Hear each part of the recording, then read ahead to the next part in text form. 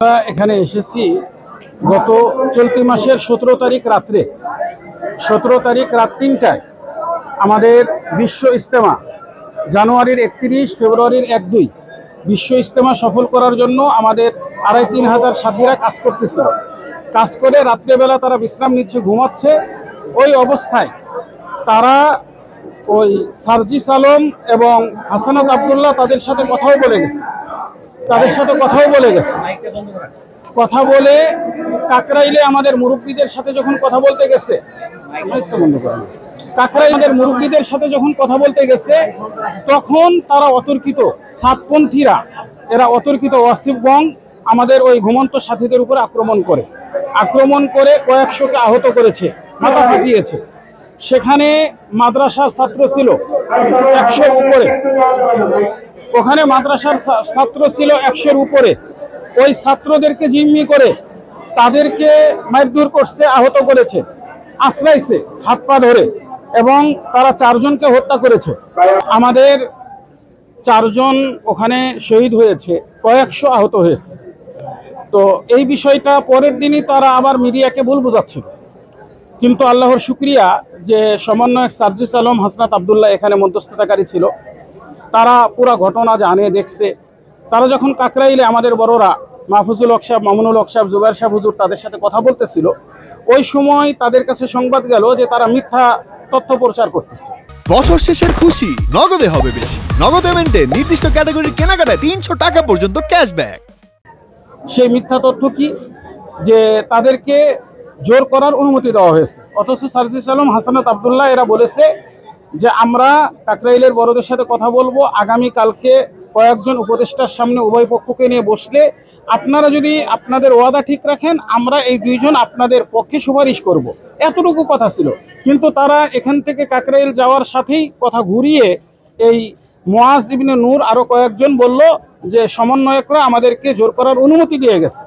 এই অপতৎপরতার সাথে সাথেই তারা রাতের আধারে, আমরা যতটুকু জানি বুঝি, এরা শুধু এই দেশীয় না, বাহিরের দেশের তৃতীয় কারো পক্ষের ইন্ধনে এই বর্তমান অন্তর্বর্তীকালীন সরকারকে তাদেরকে বিব্রত করতে এই হামলাটা করেছে।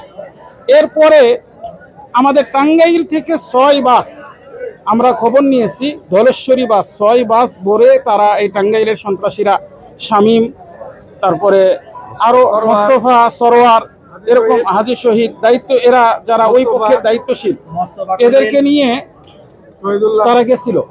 তারা ওখানে আক্রমণ করে আমাদের ভাইদেরকে শহীদ করে, ঘুমন্ত লোকদেরকে আহত করে, মাদ্রাসার স্টুডেন্টদেরকে আহত করে তারা আবার ফিরে এসেছে। এখন টাঙ্গাইলে আমরা কওম উলামা পরিষদ, ইমাম মুয়াজ্জিন পরিষদ, হেফাজতে ইসলাম এবং সর্বস্তরের দাওয়াত তাবলীগের সাথী মাওলানা আব্দুল হাই সাহেবকে মানেন যারা, সবাই মিলে আমরা 2-4টা সিদ্ধান্ত নিয়ে ডিসি স্যার, এসপি স্যারের কাছে আজকে মিছিল নিয়ে এসেছি আমাদের মার্কাজের সামনে থেকে।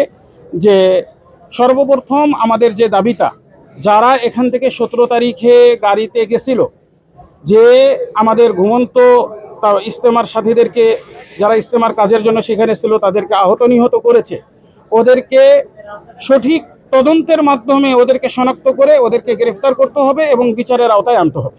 আর দ্বিতীয় দাবি, যেহেতু ওরা মাত্রই 3 দিন আগে আমাদের ভাইদেরকে হত্যা করে আসলো, ওদের হাতে এখনো রক্ত লেগে আছে, ওরাই এখন আবার মসজিদে বসে তাবলীগের চর্চা করবে, দিনের কাজ করবে, এটা লোকেরা মেনে নিচ্ছে না। এরা যে মেনে নিচ্ছে না তার প্রমাণ গতকালকে টাঙ্গাইল কেন্দ্র জামে মসজিদের কমিটি, কার্যকরী পরিষদ, তারা সিদ্ধান্ত নিয়েছে এই সাতপন্থী, এই সন্ত্রাসীরা যারা টঙ্গীর মাঠে নিরীহ মানুষকে হত্যা করে এসেছে, ওদেরকে আমরা কেন্দ্র মসজিদে কোনো ধরনের কাজ করতে দিব না, এটা সিদ্ধান্ত হয়ে গেছে। তো ওই সিদ্ধান্ত দ্বিতীয় আমাদের, যে যারা আমাদের নিরীহ তাবলীগের সাথীদেরকে হত্যা করে আহত করে এসেছে টাঙ্গাইলে, তারা পরিচিত, তারা শনাক্ত, এই সাতপন্থীরা যতদিন তাদের বিচার হয়নি ততদিন তারা মসজিদগুলোতে তাবলীগের নামে কোনো কাজ করতে পারবে না। এই মামলাটা আমরা ডিসি স্যারকে বলি, ডিসি স্যার এসপি স্যারকে বলে, এসপি স্যারের কাছে যায়, এসপি স্যার ওসি সাহেবরে বলে মামলা নেওয়ার কথা বলে, ওসি সাহেব বলে যে এসপি সাহেব বলে নেই, মামলা নিতে পারছি না। এই 1.5 মাস এই গড়িমসিটা করেছে। এই সব কিছু নিয়ে আমাদের সাথীরা এখন ফেড আপ, এবং তারা প্রশাসনের উপরে আস্থাহীনতায় আমরা আছি। আমরা এখন আমাদের বড় আরো মুরব্বীরা আছেন, তারা অসুস্থ। কওম উলামা পরিষদের সভাপতি মাওলানা আব্দুল আজিজ সাহেব, ইমাম মুয়াজ্জিন পরিষদের সভাপতি কেন্দ্র মসজিদ ইমাম সাহেব, আরও মাওলানা আব্দুল্লাহ সাহেব তাবলিগের আমির, ওনারা আসবেন। ওনাদেরকে নিয়ে আমাদের কাছে ডিসি সাহেব, এসপি সাহেব আসবেন। এখানে ডিসি সাহেবের যারা তার অধীনস্থ যারা আছেন তাদেরকে নিয়ে, এসপি স্যার তার অধীনস্থদেরকে নিয়ে আসবেন। তারা আমাদেরকে যে যথাযথ মূল্যায়ন করেনি এটার জন্য তারা সরি বলবেন, এবং আমাদের যে দুইটা দাবি আঞ্চলিক, এই দুইটা দাবি পূরণের সঠিক একটা আশ্বাস দিবেন। এইটা নিয়ে আমরা এখান থেকে যাব, এর আগে যাব না। আমরা এখানে অবস্থান করতে থাকবো।